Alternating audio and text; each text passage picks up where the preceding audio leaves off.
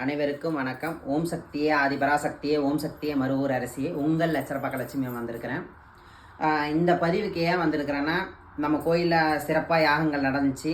பிரித்திங்கரா போகணுன்னு நினச்சேன். பிரித்திங்கரா நல்லபடியாக யாகங்கள் பண்ணேன். வந்த மக்களுக்கும் அனைத்துக்கும் சில குறை நிறைவு எல்லாம் நிறைந்து போயிருக்குது. சில குறைபாடுகளும் தீர்ந்து போயிட்டு இருக்குது. நிறைய மக்கள் வந்து சொல்லிக்கிட்டு இருக்கிறாங்க. எனக்கு ரொம்ப சந்தோஷமாக இருக்குது. அதோட எனக்கு திடீர்னு திருச்செந்தூர் வந்து எனக்கு கனவுல தோண்டுச்சு. அந்த முருகர் வந்து எனக்கு கடல்லேருந்து எந்திரிச்சு வர மாதிரி சொப்பனங்கள் கண்டேன். வானு கூப்பிட்ற மாதிரி ஒரு சொப்பனங்கள் கண்டேன்.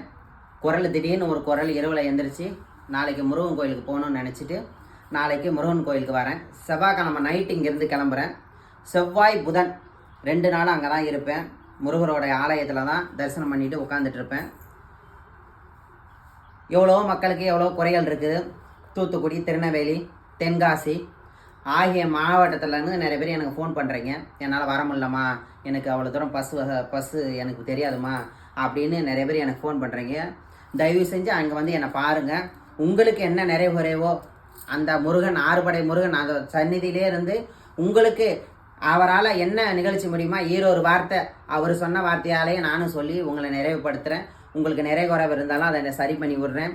எந்த குறைவு இருந்தாலும் அந்த ஆறுபடை வீரனும் இந்த அங்காள பரமேஸ்வரியும் எல்லா சக்தியும் ஒன்று சேர்ந்து அந்த ஆறுபடை வீரனாக இருந்து நல்வழியை காட்டுட்டோம். ஏன் ஆறுபடை வீரன் என்னன்னா, அந்த சக்தியோட வேல் தான் அந்த ஐயன் கையில் இருக்கிறது. அதனால் முருகரும் சக்தியும் அங்கேயே இருக்கிறாங்க. தாயும் புள்ளையும் அங்கேயே இருக்கிறாங்க. அங்கே ஒரு சுற்றி வந்தால் ஒரு விசேஷம். ஆகையினால நான் அங்கே கிளம்பிட்டு இருக்கிறேன். எல்லா மக்களும் அங்கே வரணும். நீங்களும் வந்து கண்டுகளிக்கணும். நன்றி, வணக்கம்.